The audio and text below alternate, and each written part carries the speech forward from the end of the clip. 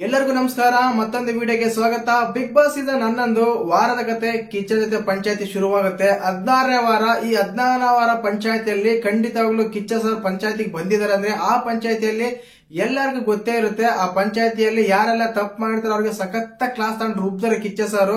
ಯಾರಾದ್ರೂ ಚೆನ್ನಾಗಿ ಆಡ್ತಾರೆ ಅವ್ರಿಗೆ ಕಿಚ್ಚನ ಮೆಚ್ಚುಗೆ ಚಪ್ಪಾಳೆ ಸಿಗ್ತದೆ. ಕಳೆಯ ವಾರ ಈ ವಾರ ಖಂಡಿತವಾಗ್ಲೂ ಕಿಚ್ಚನ್ ಚಪ್ಪಾಳೆ ಕೊಡ್ತಾರೆ ಅಂತ ಎಲ್ಲರೂ ಎಕ್ಸ್ಪೆಕ್ಟ್ ಮಾಡಿದ್ದಾರೆ. ಯಾಕಂದ್ರೆ ಟಿಕೆಟ್ ಟು ಫೈನಲ್ ಟಾಸ್ಕ್ ಬೇರೆ ಆಗಿದೆ.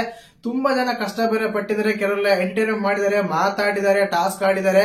ಇವೆಲ್ಲ ಅಬ್ಸರ್ವ್ ಮಾಡ್ಕೊಂಡು ಈ ವಾರ ಕಿಚ್ಚನ್ ಚಪ್ಪಾಳೆ ಯಾರಿಗಾದ್ರೂ ಒಬ್ಬರಿಗೆ ಕೊಟ್ಟೇ ಕೊಡ್ತಾರೆ. ಮತ್ತೆ ಯಾರಿಗೆ ಕೊಟ್ಟಿದ್ದಾರೆ, ಅಪ್ಡೇಟ್ ಏನಿದೆ ಅಂತೆಲ್ಲ ಮಾತಾಡೋಣ. ದಯವಿಟ್ಟು ಚಾನಲ್ ಯಾರು ಹೊಸ ನೋಡ್ತಿದ್ರೆ ಮಿಸ್ ಮಾಡಿದ್ರೆ ಸಬ್ಸ್ಕ್ರೈಬ್ ಮಾಡಿ, ಲೈಕ್ ಮಾಡಿ, ಶೇರ್ ಮಾಡಿ.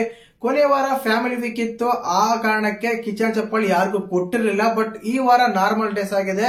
ನಾರ್ಮಲ್ ಆಗಿ ಟಾಸ್ಕ್ ಎಲ್ಲ ಆಡಿದ್ದಾರೆ, ಎಲ್ಲ ಎಂಟರ್ಟೈನ್ ಮಾಡಿದ್ದಾರೆ, ಜಗಳ ಆಗಿದೆ, ಆರ್ಗ್ಯುಮೆಂಟ್ ಆಗಿದೆ. ಇದರಲ್ಲಿ ಯಾರು ಸರಿ ಯಾರು ತಪ್ಪು ಅಂತ ತಗೊಂಡಾಗ ಖಂಡಿತವಾಗ್ಲೂ ಕಿಚ್ಚ ಸರ್ ಕನ್ಸಿಡರ್ ಮಾಡಿ ಈ ವಾರ ಕಿಚ್ಚನ್ ಚಪ್ಪಾಳೆ ಯಾರಿಗಾದ್ರೂ ಒಬ್ಬರಿಗೆ ಕೊಟ್ಟೇ ಕೊಡ್ತಾರೆ. ಮತ್ತೆ ಅವ್ರು ಯಾರು ಅನ್ನೋದೇ ಮುಖ್ಯವಾದ ಪ್ರಶ್ನೆ.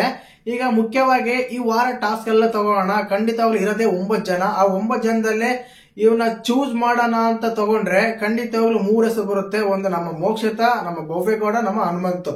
ಈ 3 ಜನ ಬರ್ತಾರೆ. ಯಾಕಂದ್ರೆ ಭವ್ಯಗೌಡ ತಗೊಂಡ್ರೆ ಮೇಲ್ ಫಿಮೇಲ್ ಕಂಟೆಸ್ಟೆಂಟ್ ಆಗಿ ಒಂದು ಮೇಲ್ ಕಂಟೆಸ್ಟೆಂಟ್ ಗೆ ಪೈಪೋಟಿ ಆಗಿ ಆಟ ಆಡಿದ್ದಾರೆ. ಆ ಕಾರಣಕ್ಕೆ ಆ ಟಾಸ್ಕ್ ಎಲ್ಲ compare to other female contestant ತಗೊಂಡ್ರೆ ಟಾಸ್ಕ್ ಎಲ್ಲ ತುಂಬಾ ಚೆನ್ನಾಗಿ ಆಡಿದ್ದಾರೆ. ಸ್ವಲ್ಪ ಅಲ್ಲಿ ಮಾತಾಡ್ಬೇಕಾದ್ರೆ ಓವರ್ ಆಕ್ಟಿಂಗ್ ಅನ್ನೋ ಸ್ವಲ್ಪ ಬಿಟ್ರೆ ಇನ್ನೇನು ಅವ್ರು ಕನ್ಸಿಡರ್ ಮಾಡಕ್ಕೆ ಆಗಲ್ಲ. ಆ ರೀತಿ ಇದೆ ಅವ್ರ ಆಟ. ತುಂಬಾ ಚೆನ್ನಾಗಿತ್ತು ಅಂತ ಹೇಳ್ತಾ ಇದೀನಿ. ಯಾಕಂದ್ರೆ ಆ ರೀತಿ ಇತ್ತು. ಟಾಸ್ಕ್ ಎಲ್ಲ ತುಂಬಾ ಚೆನ್ನಾಗಿದೆ. ಟಿಕೆಟ್ ಯಾಕಂದ್ರೆ ಅವ್ರು ನೋಡಿ ಆ ಟಾಸ್ಕ್ ಇಂದ ಹೊರಗಡೆ ಹೋಗಿ ನಾಮಿನೇಟ್ ಆಗ್ತಾರೆ, ಬಟ್ ಒಳಗಡೆ ಬರ್ತಾರೆ, ಅವಾಗ ಹೋಗ್ತಾರೆ. ಆ ರೀತಿಯಾಗಿ ಸುಮಾರಾಗಿ 3-4 ಟಾಸ್ಕ್ ಆಡಿದಾರೆ. ಆ 4 ಟಾಸ್ಕ್ ಅಲ್ಲೂ ಗೆದ್ದಿದ್ದಾರೆ ನಮ್ಮ ಭವ್ಯಗೌಡ. ಆ ಕಾರಣಕ್ಕೆ ಕೊಡ್ಬೋದು. ಇನ್ನು ಮೋಕ್ಷ ಅಂತೀರಾ, ಟಾಸ್ಕ್ ಇವ್ರು ಆಕ್ಚುಲಿ ಈ ಬಿಗ್ ಬಾಸ್ ಸೀಸನ್ ಕಂಪೇರ್ ಮಾಡಿದಾಗ ಈ ವಾರ ಟಾಸ್ಕ್ ಆಡಿದಂಗೆ ಯಾವ ವಾರನೂ ಆಡಿಲ್ಲ. ಅದು ಒಳ್ಳೆ ತನದಿಂದಾನೇ ಟಾಸ್ಕ್ ಆಡಿದ್ದಾರೆ. ಯಾರಿಗೂ ಹರ್ಟ್ ಮಾಡಿಲ್ಲ, ಯಾರಿಗೂ ಏನ್ ಅಂದಿಲ್ಲ, ಯಾರಿಗೂ ಒಂದು ಫೀಲ್ ಆಗೋ ರೀತಿ ಟಾಸ್ಕ್ ಏನ್ ಆಡಿಲ್ಲ. ಅವ್ರು ಕರೆಕ್ಟ್ ರೂಲ್ಸ್ ಪ್ರಕಾರನೇ ಕರೆಕ್ಟ್ ನೀಟಾಗಿ ನಿಯತ್ತಾಗಿ ಆಡಿದ್ದಾರೆ. ಆ ಕಾರಣಕ್ಕೆ ಈ ವಾರದ ಕಿಚ್ಚನ ಚಪ್ಪಾಳೆ ಸಿಗಬಹುದು. ಇನ್ನು ಅನದರ್ ಒನ್ ನಮ್ಮ ಹನುಮಂತ್ ಅವರು ಆಕ್ಚುಲಿ ನಮ್ಮ ಟಿಕೆಟ್ ಟು ಹೋಮ್ ಅಂತ ಹೇಳಿ ನಮ್ಮ ರಜತ್ ಅವರು ಒಂದು ನಾಮಫಲಕ ಹಾಕಿರ್ತಾರೆ ಮನೆಯಿಂದ ಹೊರಗೆ ಹೋಗಂತ. ಅದನ್ನ ತಗೊಂಡು ಹೋಗಿ ಆ ಬಾರ್ ಟಾಸ್ಕ್ ಅಲ್ಲಿ ಗೆದ್ದು ನಾಮಿನೇಟ್ ಸೇವ್ ಆದ್ಮೇಲೆ ಕೊನೆಗೆಲ್ಲ ಟಾಸ್ಕ್ ಎಲ್ಲ ಆಡ್ಕೊಂಡ್ಬಂದು ತನ್ನ ನಾಯಕನಾಗಿ ಕೊನೆಗೆ ಟಿಕೆಟ್ ಟು ಫೈನಲ್ ಟಾಸ್ಕ್ ಗೆಲ್ತಾರೆ ಅಂದ್ರೆ ಅಷ್ಟು ಈಸಿ ಏನಲ್ಲ ಗುರು. ಖಂಡಿತವಾಗ್ಲೂ ತುಂಬಾ ಎಕ್ಸಲೆಂಟ್ ಪರ್ಫಾರ್ಮೆನ್ಸ್.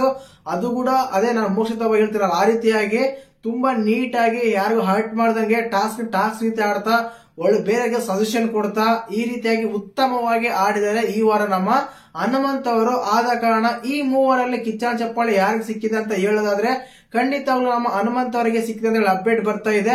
ನೋಡೋಣ ಹನುಮಂತ್ ಅವರು ಕೊಟ್ಟಿದ್ದಾರೆ, ನಮ್ಮ ಮೋಕ್ಷಿತ್ ಅವರು ಕೊಟ್ಟಿದ್ದಾರೆ ಕಿಚ್ಚನ ಚಪ್ಪಾಳೆ ಅಂತ. ಭವ್ಯಗಂತೂ ಇಲ್ಲ. ಬಟ್ ಇವರಿಬ್ಬರಲ್ಲೇ ಕನ್ಫ್ಯೂಷನ್ ಇದೆ.